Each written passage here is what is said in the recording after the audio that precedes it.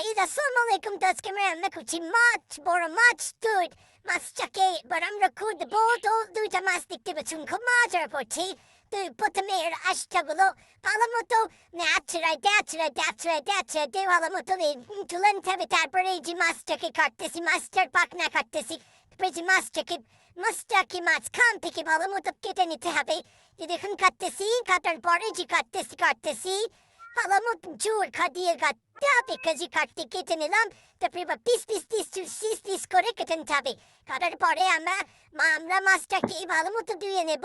কাটার পরে এই যে কাটতেছি এই যে কেটে পাশে রেখে দিলাম। এই যে ভালো মতো মাছটাকে পানি দিয়ে ধুয়ে নিতে হবে।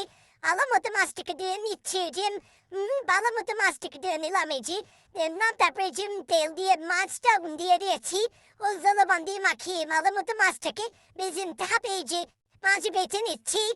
ও আরেকটা মাছ দিয়ে দিলাম। এই যে আরেকটা মাছ দিয়ে ভালো মতো নেড়ে চেড়ে ভালো মতো বেছে নিতে হবে। যে ভাজার পরে আমরা মাছটাকে রান্না করবো। এই যে ভেজে নিলাম সবগুলো মাছ। তো মাছগুলো ভাজার পরে যে ফুলকপি ডাঁটা ও আলু দিয়ে আলুগুলো ভালো মতো মশলা দিয়ে করতে হবে। তারপরে যে বড়ি দিব এর ভিতরে, কুমড়া বড়ি দিয়ে এই যে এর ভিতরে দিয়ে দিয়েছি। কুমড়া বড়ি দেওয়ার পরে এই যে দেখুন হয়ে গেল এই যে আমাদের মাছ রান্না। এবার মাছ ঢেলে দিলাম। এই যে মাছগুলো হয়ে গেল। তো আজকে মাছ রান্না হয়ে গেল প্রায়। এই যে হয়ে গেল দেখুন, হয়ে গেল মাছ হয়ে গেল। যে এবার ঢাকনা দিয়ে রেখে দেবো। একটু পরে এই যে ধনিয়া পাতা ছিটিয়ে দিলাম। ছিটিয়ে দেওয়ার পরে ভালো মতো মাছটা হয়ে গেল। দেখুন হয়ে গেল। আল্লাহ হাফেজ।